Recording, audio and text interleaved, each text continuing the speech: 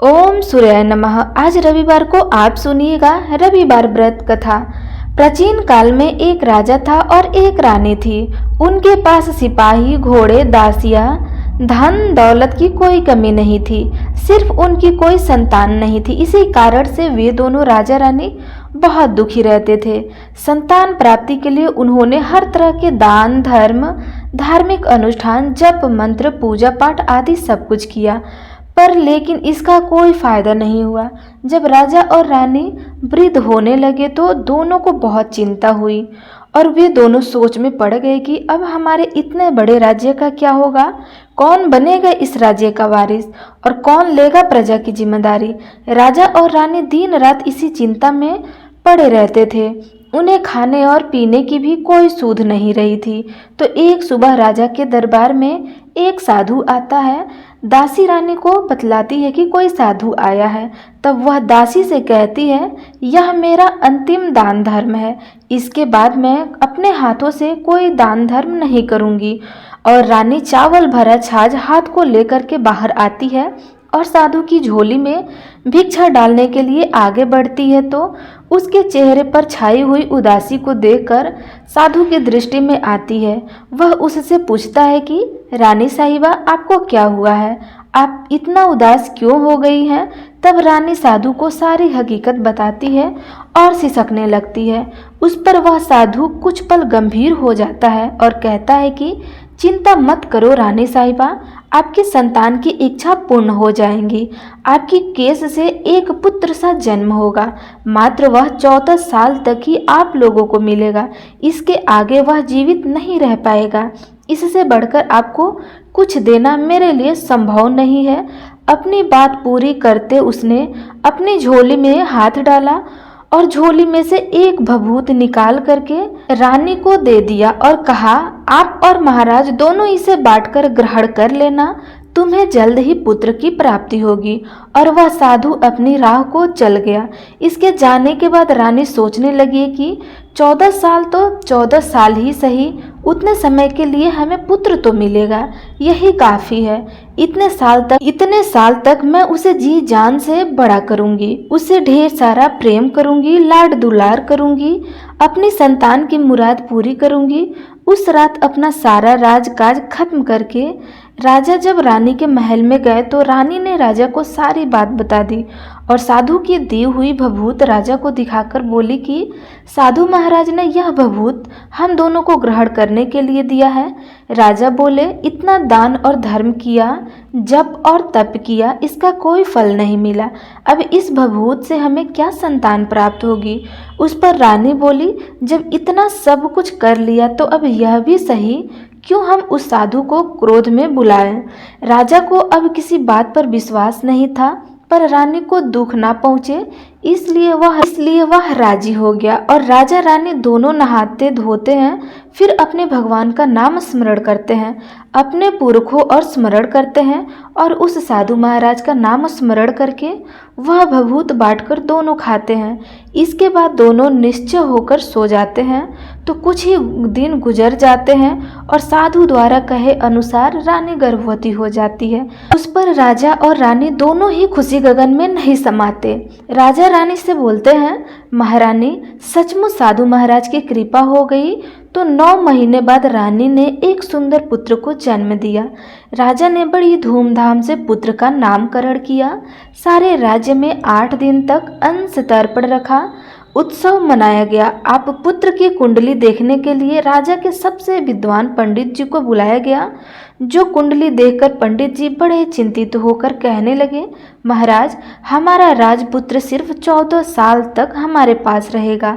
राजा को इस बात की भनक तो थी ही, रानी को भी साधु महाराज की बात याद आई। दोनों चुप रह जाते हैं। इसके बाद राजा और रानी बड़े प्यार से बेटे की परवरिश करते हैं, उसकी हर ख्वाहिश पूरी करते हैं और थोड़े समय के लिए ही सही भगवान ने संतान की अपनी मुराद पूरी कर ली। इससे वे समाधान मांगते हैं।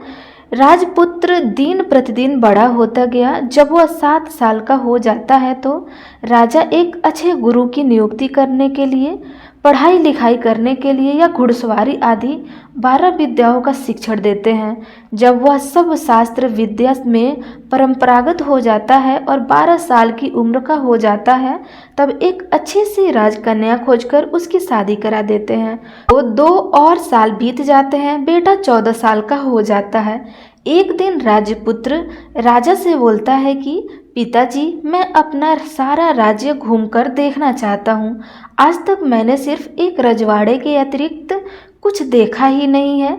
बेटा की बात सुनकर राजा चिंतित हो जाते हैं, क्योंकि पुत्र को 14वां साल शुरू हो चुका था। अब कोई अनहोनी होने का वक्त नजदीक आ पहुंचा था, लेकिन राजा यह सब बातें पुत्र को बता नहीं सकते थे। राजा अपने चेहरे पर खुशी लाकर बेटे से कहते हैं कि हाँ हाँ, जरूर जाओ बेटा, तुम्हें अपना सारा राज्य घूमकर देखना चाहिए। कहाँ क्या है यह सब जानना चाहिए। कल मेरे बाद तुम ही तो राजा बनोगे ना। मात्र एक बात का ध्यान रखो, तुम जहाँ जा रहे हो, क्या कर रहे हो, यह बात अपनी पत्नी को नहीं बताना। पुत्र कहता है ठीक है पिताजी, आपने जैसा कहा है मैं वैसा ही करूँगा। राजपुत्र दिन भर अपनी पत्नी के साथ रहता है, खुशियाँ मनाता है और रात को 12 बजे वह उठकर बाहर चला जाता है। फिर सुबह होने से पहले वापस अपने महल में आकर सो जाता है।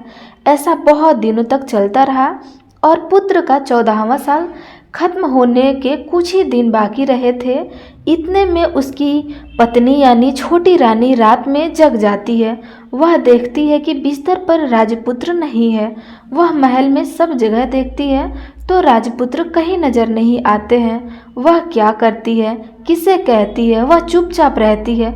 फिर वह सुबह होने पर देखती है कि उसका पति अपने जगह सोया हुआ है। वह पति से कुछ नहीं पूछती है, लेकिन दूसरी रात भी जब वैसा ही होता है, तीसरी और चौथी रात और कुछ दिनों तक ऐसा ही चलता रहा। तब रानी बहुत चिंतित हो गई। उसके मन में ढेर सारे सवाल उठते हैं, लेकिन उसे पूछने में डर लगता था।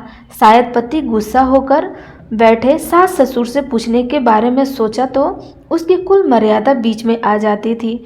तो इस तरह वह मन ही मन घूटती रही थी। इस हालत में उसे खाने पीने में दिलचस्पी नहीं थी। वह दुबली पतली होती जा रही थी। तो उस राज्य में फूल बेचने वाली एक बुढ़िया मालकिन थी। वह हमेशा छोटी रानी को फूल देने उसके महल में आ जाती थी। उस बुढ़िया का ध्यान छोटी रानी पर पड़ जाता था। वह उससे पूछती थी कि बेटी, तुम्हें किस बात का दुख है, तुम इस तरह सूख कर कांटा क्यों बनी हो। उस पर रानी कहती है, क्या बताऊं तुम्हें अम्मा, तुम्हारा राजपुत्र हर रात्रि को बाहर चला जाता है और सुबह वापस लौटकर आ जाता है। वह कहाँ जाता है, क्या करता है, यह सोचकर घर में अन्न जल ग्रहण नहीं कर पाती हूँ और सूख सूख कर कांटा बन चुकी हूँ। बुढ़िया सब बात सुनकर उसे एक उपाय बताती है कि बेटा ऐसा करना, आज रात को तुम सोना मत, उसके पीछे जाकर देखना कि वह कहाँ जाता है, क्या करता है और उसकी अच्छी तरह से पहरेदारी करना। तो छोटी रानी बोली कि अगर मुझे नींद आ गई तो। बुढ़िया बोली कि तुम्हें नींद न आए इसलिए एक काम करना, अपने बाएं हाथ की उंगली में एक जख्म कर लेना, उस पर थोड़ी सी मिर्ची छिड़क कर, उसे तुम्हें बड़ी जलन होगी और उसे पीड़ा से तुम्हें रात भर नींद नहीं आएगी। रानी बुढ़िया के कहे अनुसार करती रही। उंगली की जलन से उसे बड़ी देर तक नींद नहीं आई, लेकिन बाद में वह सो जाती है। दूसरे दिन सुबह बुढ़िया फूल लेकर उसके महल में पहुंची तो वह पूछती है कि क्या हुआ बेटी, क्या तुम देख पाए कि पति कहाँ जाते हैं। तब रानी कहती है, नहीं अम्मा, पहले कुछ समय जलन के कारण मुझे नींद नहीं आई, पर कुछ देर के पश्चात मैं सो गई। तब बुढ़िया कहती है, कोई बात नहीं, आज तुम उंगली पर पहले से थोड़ा बड़ा जख्म करना और ज़्यादा मिर्च लगाना। तो रानी ने वैसा ही किया, परंतु वह सिर्फ पति को बाहर निकलते हुए देख पाती थी, इसके पीछे नहीं जान सकती, क्योंकि उसे फिर से नींद आ जाती थी। दूसरे दिन सुबह बुढ़िया आती है तो उसके पूछने से पहले ही रानी रोकर कहती है, अम्मा, मैं आज भी उसकी पहरेदारी ठीक तरह से नहीं कर पाई।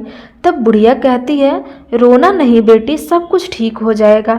तुम आज रात जख्म को बड़ा करना, उस पर ज्यादा मिर्च लगाना और एक काम करना कि जब वह जाने के लिए निकलता है तब उसका रास्ता रोकना। बुढ़िया ने जैसा बताया रानी ने वैसा ही किया। आज रात उसे नींद नहीं आई। पति जब रात को महल से निकलने के लिए चलने लगा तो वह बुढ़िया ने जैसा बताया वैसा ही करती है। दौड़कर जाकर पति का रास्ता रोकती है और कहती है, कहाँ जा रहे हो, किससे मिलने जा रहे हो, मुझे बताओ। राजपुत्र उसे समझाने की बहुत कोशिश करते हैं। देखो, अगर मैंने तुम्हें यह बता दिया तो मैं तुम्हें दोबारा नहीं मिल पाऊंगा। रानी कहती है, कोई बात नहीं, ना मिल पाओ, लेकिन आप रात के समय कहाँ जाते हो यह मुझे बता दो। राजपुत्र निरुपाय हो जाता है। पत्नी की जिद के आगे उसकी एक नहीं चल पाती। ठीक उसी समय उसका 14वां साल खत्म हो जाता है। 15वां साल लगने वाला होता है। वह जो जाने दो यह सोचता है और कुछ चावल मंत्रों से सिद्ध करके पत्नी को देखकर कहता है कि इन चावल के दानों को हाथ की मुट्ठी में पकड़ना, पहले दाएं हाथ में पकड़ो, चावल मेरे ऊपर फेंकना, मैं कौन हूँ तुम्हें पता चल जाएगा। बाद में बाएं हाथ में पकड़े चावल मेरे ऊपर फेंकना, मैं जैसा था तुम्हें मिल जाऊंगा। लेकिन यदि तुम बाएं हाथ के चावल मेरे ऊपर फेंकना भूल गई तो मैं तुम्हें कभी नहीं मिल पाऊंगा। रानी ने कहा, नहीं भूलूंगी। रानी बड़े आत्मविश्वास के साथ यह कहकर दाएं हाथ में पकड़े चावल पति के ऊपर फेंक देती है तो राजपुत्र एकदम एक विशाल घोड़ा बन जाता है। एकदम उम्दा सफेद गर्दन पर लंबी आहार देखते देखते वह तेजी से दौड़ने लगता है। रानी उस घोड़े को एकदम भौचक्की होकर देखने लगती है और पति ने बाएं हाथ में चावल फेंकने की जो बात कही थी वह भूल जाती है। उसकी आंखों के सामने घोड़ा महल से बाहर निकलकर चला जाता है। घोड़ा जो महल से बाहर जाता है तो वापस नहीं आता है। अब रानी को बड़ा पश्चाताप हुआ। वह स्वयं को कोसने लगी, लेकिन अब उसका कोई फायदा नहीं होने वाला था। राजपुत्र अब वापस नहीं आने वाला था। सुबह होते ही महाराज को सब बात पता चल गई। उन्हें बहुत दुख होता है। वे बिस्तर पकड़ते हैं और राह देखते हैं कि एक दिन उनका बेटा वापस आ जाएगा। इस तरह 1 महीना गुजरता है, 3 महीने गुजरते हैं, आखिर में 6 महीने पूरे हो जाते हैं और राजपुत्र का कोई आता पता नहीं चलता।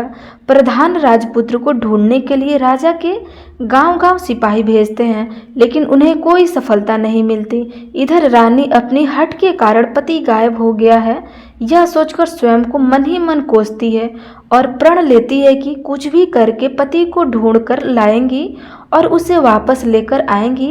एक दिन सुबह उठकर ससुर के महल में जाती है और कहती है कि मैं अपने पति को खोजने जा रही हूँ।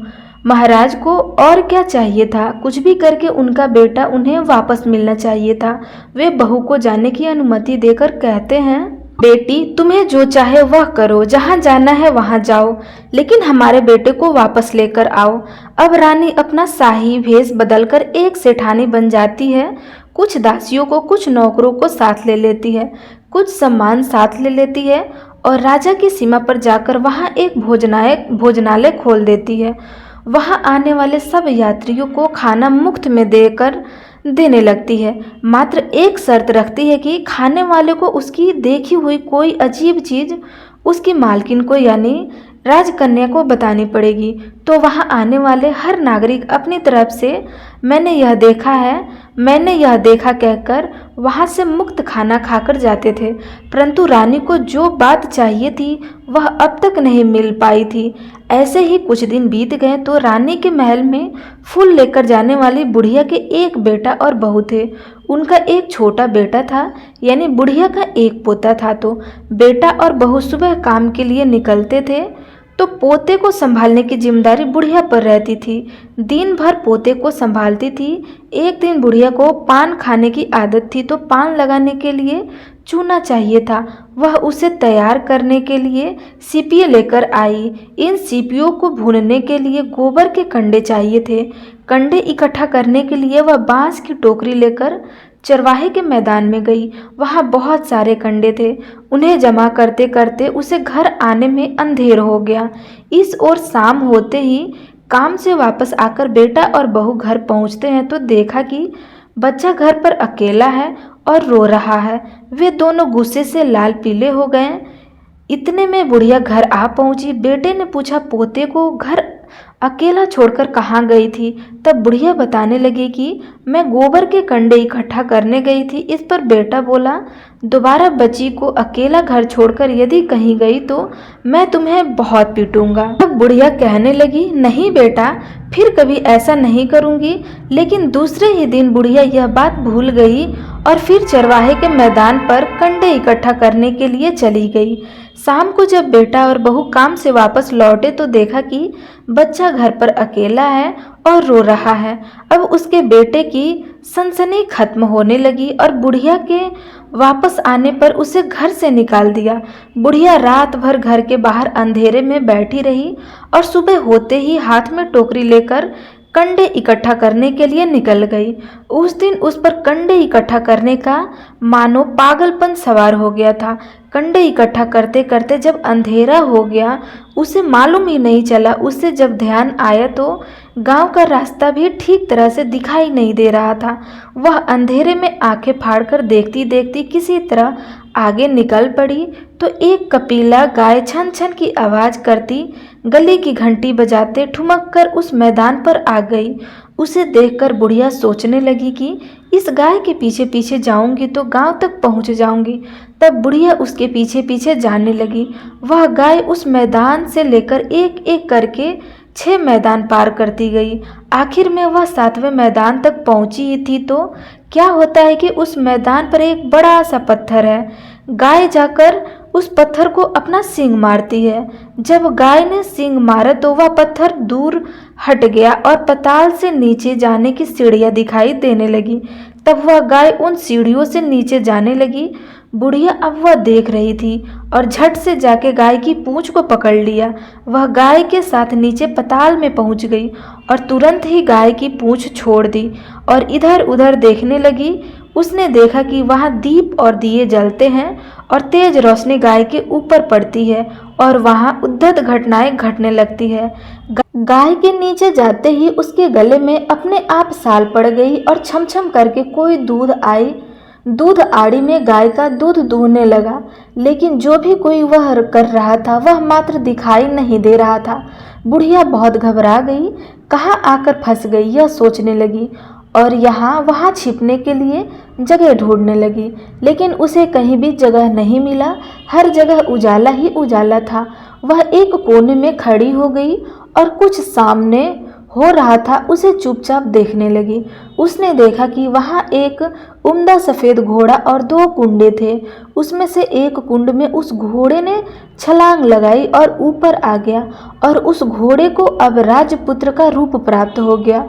उसने दूसरे कुंड के पानी में स्नान किया, वहां रखे एक नए कपड़े पहने और नजदीक की एक सुंदर पलंग था उस पर आकर बैठ गया।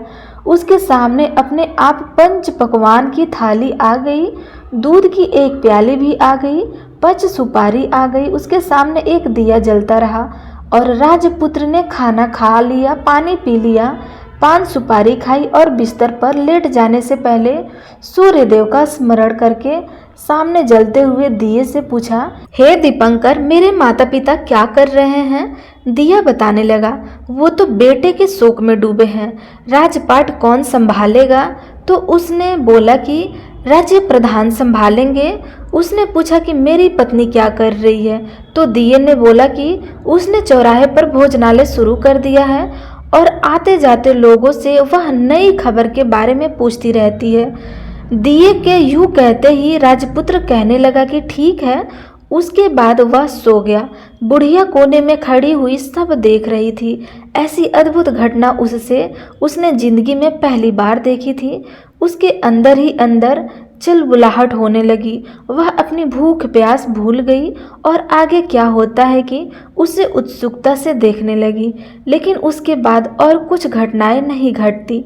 रात गुजर गई और सुबह हो गई। पलंग पर सोया हुआ राजपुत्र उठा और फिर से पहले वाले कुंड में छलांग लगाई और वह फिर से घोड़ा बनकर कुंड से बाहर आ गया। वह तेजी से उस पाताल नगरी के बाहर निकल गया, लेकिन वह कहाँ गया बुढ़िया को कुछ पता नहीं चला। इसके बाद पिछली रात की तरह कोई उस गाय को छम छम करके दूध दूहने लगा। जैसे ही दूध दूहने खत्म हुआ, उसके गले की साल अपने आप खुल गई और वह गाय तेजी से ऊपर जाने लगी। सीढ़ियों की ओर भागने लगी। गाय को दौड़ता देख बुढ़िया सोचने लगी कि अब गाय के साथ यहाँ से ऊपर जाना की समझदारी करती हूँ, नहीं तो कोई मुसीबत आकर उसके ऊपर टपक जाएगी। झट से उसके गाय की पूंछ पकड़ ली और गाय के साथ ऊपर आ गई। गाय जब मैदान में पहुंची तो उस सुरंग का रास्ता अपने आप बंद हो गया और उसके मुंह पर एक बड़ा सा पत्थर पहले की तरह खड़ा हो गया। ऊपर आकर वह गाय जंगल की ओर निकल गई। इधर बुढ़िया एक कदम बावली हो गई थी। उसने पताल नगरी में जो कुछ देखा वह जल्द से जल्द किसी को बताने के लिए उतावली हो गई थी। उसे एकदम याद आया कि नगर की सीमा पर कोई औरत भोजनालय चलाती है और नई बात बताने वाले को अच्छा खाना पीना मुफ्त में देती है। वह सोचने लगी कि क्यों न मैं उसे बात कहूँ, उस औरत को जाकर बताऊं। यदि उसे यह बात पसंद आई तो बाकी जीवन खाने पीने की झंझट से मुक्ति मिल जाएगी। तब बुढ़िया ने मन में तय किया और तुरंत उस भोजनालय के द्वार पर टंगी नगाड़े के सामने खड़ी हो गई और जोर जोर से नगाड़ा बजाकर शुरू कर दिया। नगाड़े का इस तरह शोर सुनकर मालकिन यानी छोटी रानी मन में प्रसन्न हो गई कि शायद कोई बड़ी बात लेकर यहाँ आया हुआ है। रानी ने सिपाही को आदेश देते हुए कहा, जाइए और कोई आया है उसकी अच्छी तरह से खातिरदारी कीजिए। आदेश पाते ही सिपाही नीचे दौड़ गए तो एक बुढ़िया नगाड़ा बजा रही थी। उसने पूछा, क्यों नहीं बुढ़िया, क्या हुआ, क्यों नगाड़ा बजा रही हो? मुझे बोली, कुछ नहीं बेटा, यह खाना मिलता है ना, इसलिए आई हूँ। खाना चाहिए? मिलेगा, लेकिन तुझे कोई नई बात बतानी पड़ेगी। हाँ बताऊंगी, एक बात मालूम है मुझे। इस पर सिपाही उसे अंदर लेकर गए। उसको मालकिन का आदेश था कि जो कोई बुढ़िया या बूढ़ा बुजुर्ग वहां आए उसके साथ अच्छी तरह से पेश आना, उनका अच्छे से आदर सत्कार करना। तो सिपाही ने उस बुढ़िया का भरपूर आदर सत्कार किया। यह उसे बड़ी सिद्ध थाली भरकर व्यंजन परोसते थे। बुढ़िया कुछ दिनों में भूखी थी, वह खाने पर टूट पड़ी। खाना खाने के बाद सिपाही ने उसे नई साड़ी पहनने की दी। उसके बाद उसे लेकर रानी के पास आए। बुढ़िया और रानी ने तुरंत एक दूसरे को पहचान लिया। तब रानी ने बुढ़िया से कहा कि अम्मा, अब बताओ तुमने क्या नई बात देखी है? नई बात मैंने कोई नई बात देखी है। बुढ़िया बोली, वह तो मेरे पास तुम्हें देने के लिए या कुछ खाने के लिए नहीं थे, इसलिए मैंने झूठ कहा और नगाड़ा बजाया। रानी ने कहा, अम्मा घबराना नहीं, मैं किसी को तुम्हारी बात नहीं बताऊंगी। फिर भी बुढ़िया ने कहा कि मेरे पास कोई नई बात नहीं है। इस पर रानी ने उससे कहा, देखो अम्मा, यदि तुमने मुझे वह नई बात बताई तो तुम्हें जिंदगी भर मैं तुम्हारी देखभाल करूंगी और तुम्हें रानी माता की तरह रखूंगी। अब बुढ़िया बताने को तैयार हो गई। उसने जो कुछ उस चराह वाले मैदान पर देखा था वह सब कुछ कुंवर रानी को बता दिया। बुढ़िया की वे बात सुनकर कुंवारिन को यकीन हो गया कि वह राजपुत्र उसी का पति है। वह तुरंत बुढ़िया से कहने लगी कि अब माँ मुझे उस जगह पर ले चलो। जब बुढ़िया बोली, नहीं बेटी, वह पताल राज्य है, सांप है, यदि किसी ने तुम्हें देख लिया तो तुम्हारी जान खतरे में पड़ सकती है। लेकिन रानी उसकी एक भी नहीं सुनी, उसे उस जगह ले जाने के लिए हठ करने लगी। आखिर में बुढ़िया ने उसका कहना मान ही लिया और कहने लगी, ठीक है, मैं तुम्हें वहां लेकर जा सकती हूँ, पर आज नहीं लेकर जाऊंगी, कल लेकर जाऊंगी। तो दूसरे दिन दोपहर को रानी बुढ़िया के साथ उस मैदान पर गई और एक जगह छुपकर गाय के आने की राह देखने लगी। दिन ढलते ही अंधेरा गिरने लगा और गाय हमेशा की तरह वहां आ गई। मैदान के उस कोने में जाकर उनके पत्थर पर सींग मारा तो छत से पत्थर हटकर वहां सुरंग में जाने का रास्ता खुल गया। गाय उस रास्ते के नीचे उतरने लगी तो बुढ़िया रानी से कहने लगी, जल्दी आगे बढ़ो, हम गाय की पूंछ पकड़कर नीचे उतरेंगे। तो दोनों गाय की पूंछ पकड़कर नीचे उतर गई। बुढ़िया पहले जिस कोने में छिपी थी उस कोने में छिप गई। अब नीचे सब कुछ पहले जैसा घटित हो रहा था। गाय के गले में अपने आप साल पड़ गई। कोई अदृश्य रूप में उसका दूध दूहने लगा। एक सफेद उमड़े घोड़े ने आकर एक कुंड में छलांग लगाई तो राजपुत्र के रूप में ऊपर आया। वह राजपुत्र दूसरे कुंड में नहाने लगा। बाद में उसके सामने खाने की थाली आ गई, दूध की प्याली आ गई, पान बीड़ा आ गया। राजपुत्र सब ग्रहण करके सोने के लिए पलंग पर गया तो सोने से पहले सूर्यदेव का स्मरण करके वह दिए से पूछने लगा, दीपांकर, मेरे माता पिता क्या कर रहे हैं? तो दिया कुछ जवाब नहीं देता है, बल्कि वह बूझने लगता है। तब राजपुत्र को कुछ घटित हुआ है इसका संदेह हो गया। वह उदास हो गया और जो कुछ हुआ वह जो जाने दो ऐसा सोचकर फिर से बिस्तर पर लेट गया। अब रानी का संयम छूट गया। वह दौड़कर पति के पास गई और उसके पैर पड़ने के लिए आगे बढ़ने लगी। राजपुत्र तुरंत ही पत्नी को पहचान गया। वह छत से पीछे हट गया और चिल्लाने लगा, नहीं नहीं, मुझे मत छूना, सर्वनाश हो जाएगा। रानी दोनों हाथ जोड़कर पति से अपनी भूल स्वीकार करने लगी। स्वामी, मुझसे भूल हो गई, मुझे आपको नहीं छूना चाहिए था। आप रात को कहाँ जाते हो? मैं अपनी भूल स्वीकार करती हूँ। मुझे मेरी भूल की सजा मिल गई है। अब आप घर चलो। आपके वियोग में आपके माता पिता ने बिस्तर पकड़ लिया है। आपकी प्रजा भी बहुत दुखी है। उस पर राजपुत्र कहने लगा, वही तो एक बार तुम गलती कर बैठी हो, अब दोबारा मत करना, नहीं तो मैं अब तुम्हें जो दिख रहा हूँ अब वह भी नहीं दिखूंगा। रानी वह विलाप करने लगी, जोर जोर से जमीन पर सिर पटकने लगी। राजपुत्र के मन में उसके प्रति दया उत्पन्न हो गई। वह उससे कहने लगा कि यदि तुम मुझे पाना चाहती हो तो तुम्हें एक काम करना होगा। काम कठिन है, लेकिन वह तुम्हें अकेले ही करना होगा। रानी ने कहा, कहो स्वामी, कितना भी कठिन काम हो मैं अवश्य पूर्ण करूंगी। रानी कहने लगी, इस बात पर राजपुत्र ने उसे बताया, इस पताल में ऊपर जाते ही तुम्हें एक घना जंगल नजर आएगा। ऐसे 6 जंगल पार करने के पश्चात तुम्हें एक 7वां जंगल मिलेगा। वह जंगल सबसे घना है। उस जंगल के बीचों बीच एक पीपल के पेड़ है। उसके आसपास की जगह पत्ते, फंदे, जटाएं आदि से ढक चुकी है। वहाँ बाघ, शेर, सांप और भालू बैठते हैं। तुम्हें उनको सबको भगाकर वह जगह साफ करनी है। उसको गोबर से लिपाई करके पवित्र बनाना है, रंगोली से सजाना है। उसके बाद वहाँ धूप, कपूर, अगरबत्ती जलानी है। फूल और कुमकुम से पेड़ की पूजा करनी है। दूध और दही से बने चावल का भोग चढ़ाना है। यह सब तुम्हें दोपहर को 12 बजे से पहले करना है। 12 बजने के समय तुम्हें उस जगह पर बैठकर सूर्य भगवान का ध्यान करना है। ठीक 12 बजे सूर्य भगवान का रथ वहां उतरेगा। वे सब देखकर खुश हो जाएंगे और कहेंगे कि जिस किसी ने भी यह सब कुछ किया है उसे मैं मनचाहा फल दूंगा। तो तुम सामने जाकर उसके रथ का दाहिना घोड़ा मांगना, मैं तुम्हें मिल जाऊंगा। इतनी बात कहकर राजपुत्र अपने पलंग पर सो गया और छोटी रानी भोर होने की राह देखने लगी। भोर होते ही वह बुढ़िया के साथ गाय की पूंछ पकड़कर ऊपर आ गई। ऊपर आने के बाद वह बुढ़िया से कहने लगी, अम्मा, अब मैं अकेले ही आगे जाऊंगी, तुम भोजनालय वापस चली जाओ।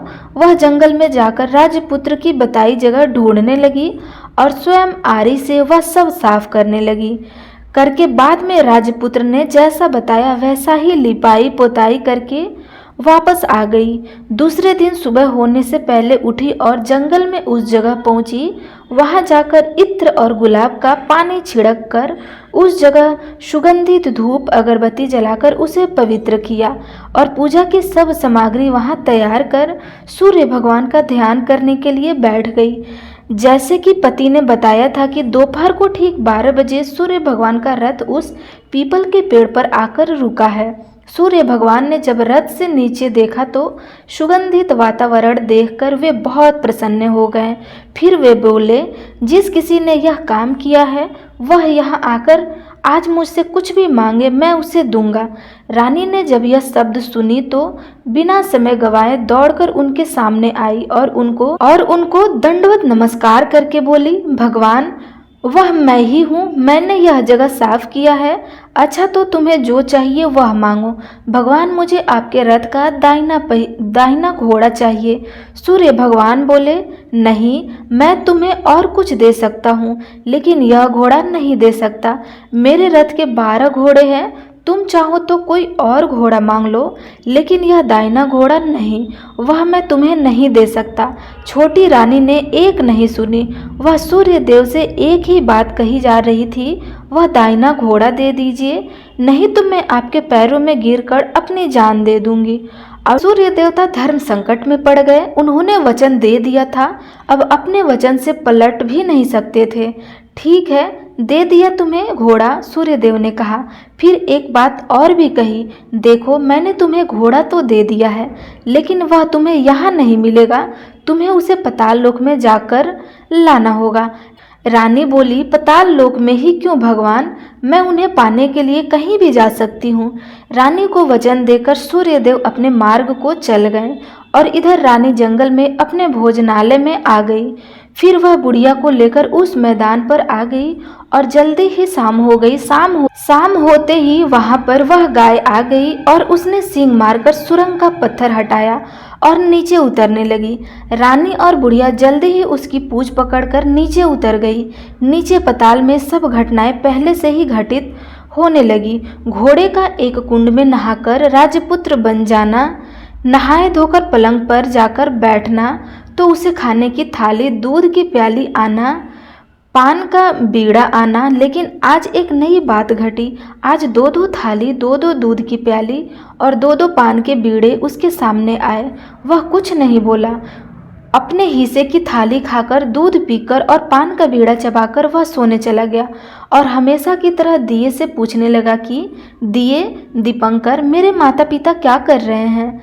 वे दोनों तुम्हारे शोक में मरने की स्थिति में पहुंच गए हैं। ऐसा झट से उसकी आंखों में आंसू टपकने लगा। फिर वह पूछने लगा कि दिए, दीपंकर, मेरा राज्य में कौन चला रहा है? तुम्हारा राज्य प्रधान चला रहा है और वह सब कुछ हड़प चुका है। वह प्रजा पर बहुत अत्याचार कर रहा है। यह सुनकर राजपुत्र को बहुत गुस्सा आया। वह गुस्से से अपनी मुट्ठी भेजने लगा। वह पूछने लगा कि दिए, दीपंकर, मेरी पत्नी क्या कर रही है? अब दिया कुछ बोल नहीं पा रहा और चुप रहा। अब रानी का स्वयं जवाब दे गया। वह दौड़कर पति के गले लग गई। अब मैं तुम्हें मिल गया। राजपुत्र कहने लगा, सच कहते हो? अब आप फिर से घोड़ा तो नहीं बनोगे ना? नहीं, दोबारा घोड़ा नहीं बनूंगा। तुमने जो इतने सारे कष्ट उठाए हैं मुझे पाने के लिए, इसलिए सूर्यदेव ने मुझे सदा के लिए घोड़े के जन्म से मुक्त कर दिया है। राजपुत्र ने बड़े प्यार से कहा और उसे गले लगाया। उसके आंसू पोंछे और कुछ देर के पश्चात सुबह हो गई तो गाय की श्रृंखला टूटकर वह ऊपर भूलोक जाने के लिए। तब रानी, राजपुत्र और बुढ़िया उसकी पूंछ पकड़कर ऊपर आ गए। ऊपर आने पर वे सीधे भोजनालय में पहुंचे। वहां का सब सामान लोगों में बांट दिया और उन पर ताला लगाकर अपने राज्य में लौट गए। राजपुत्र वापस आता और उसके तेवर देखकर प्रधान घबरा जाता है। राजपुत्र ने उसे बंदी बनाकर कैद खाने में डाल दिया और राज्य की बागडोर अपने हाथों में ले लिया। इसके बाद वह अपने माता पिता को मिलने उसके महल में गया। तब राजपुत्र क्या देखता है कि उसके माता पिता उसके शोक में अस्थिया पंजर बने हुए हैं। पुत्र को वापस आया देखकर मरड़ासन राजा रानी की आंखें से टप टप आंसू बहने लगे। इन दोनों ने पुत्र को गले लगा लिया, उसे प्यार से सहलाया और इतना होने के बाद उसकी सेहत में एकदम सुधार आने लगा। वे अब बिस्तर से उठकर बैठ गए, पुत्र को आशीर्वाद देने लगे। राजा पुत्र के आने की खबर तुरंत ही राज्य में फैल गई। प्रजा खुशी से फूल नहीं समाई। प्रजाजन राजमहल के सामने इकट्ठा हो गए। राजपुत्र ने भी उन्हें दर्शन दिए और आज से उन्हें कोई दुख नहीं पहुंचाएगा, ऐसा वचन भी दिया। अब राजा अपने पुत्र का राज्य अभिषेक करके उसे सिंहासन पर बिठा दिया और बहू को महारानी का दर्जा दे दिया और स्वयं अपने पति के साथ ईश्वर के स्मरण करते खुशी से दिन बिताते गए। महाराज बन गया। राजपुत्र अपनी तरह से राज्य चलाने लगा और पति पत्नी अपने सुख शांति से जीवन व्यतीत करने लगे। उस बुढ़िया को रानी ने अपने ही पास रख लिया और उनकी अच्छी तरह से देखभाल करने लगी। बुढ़िया और उसके बुढ़ापे के दिन खुशी से गुजरने लगे। तो आप सब प्रेम से बोलिए, सूर्य नारायण भगवान की जय।